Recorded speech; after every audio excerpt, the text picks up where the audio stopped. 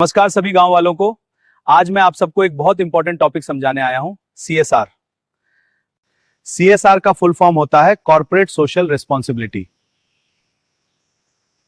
इसका मतलब होता है कि हर बड़ी कंपनी अपने प्रॉफिट का एक हिस्सा समाज के डेवलपमेंट के लिए खर्च करे, इसलिए कंपनी गांव के लिए पैसा देगी। पर साहब, कंपनी क्यों पैसा देगी हमारे गांव के लिए? बहुत अच्छा सवाल है।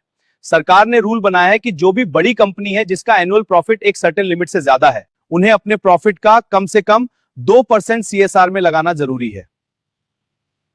यह पैसा education, health, environment, drinking water, sanitation और स्किल डेवलपमेंट जैसे कामों में लगाया जाता है। तो क्या हमारे गांव में भी स्कूल या हॉस्पिटल बन सकता है सीएसआर से? हाँ, यह संभव है, हम बात करेंगे। बिल्कुल बन सकता है। अगर प्रॉपर प्रपोजल दिया जाए और जरूरत जेन्युइन हो तो कंपनी प्रोजेक्ट अप्रूव कर सकती है। जैसे school building repair, smart classroom, handpump, borewell, road repair, medical camp, scholarship, सब सीएसआर के थ्रू हो सकता है।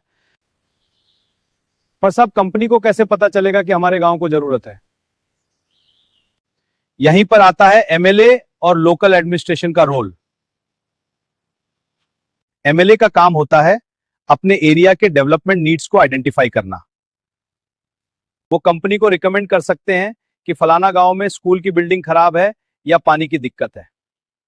ये एमएलए एक ब्रिज का काम करता है कंपनी और पब्लिक के बीच। हम सब मिलकर इस प्रोजेक्ट को सक्सेसफुल बनाएंगे। मुझे समझ में मतलब एमएलए पैसा देगा, बताएं। जी, एमएलए सीधे नहीं, स्कीम के थ्रू फंड अप्रूव करता है। नहीं, पैसा कंपनी देती है। एमएलए डायरेक्ट पैसा नहीं देता, लेकिन रिकमेंडेशन अप्रूवल प्रोसेस में सपोर्ट और मॉनिटरिंग करता है। यदि सरकार योजना लागू करे, अगर एमएलए सपोर्ट ना करे तो एमएलए के बिना भी ये काम होगा, चिंता ना करें।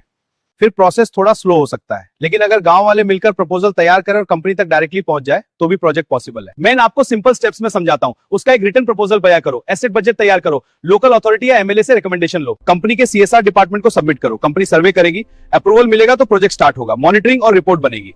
हाँ, ये स्कीम गांव के लिए लाभकारी है। अच्छा सर, हम लोग को ये डिटेल जानना है साहब, क्या कोई एग्जांपल दे सकते हैं? हाँ, जैसे टाटा ग्रुप और रिलायंस इंडस्ट्रीज जैसे बड़े ग्रुप हर साल हजारों करोड़ रुपए सीएसआर में खर्च करते हैं।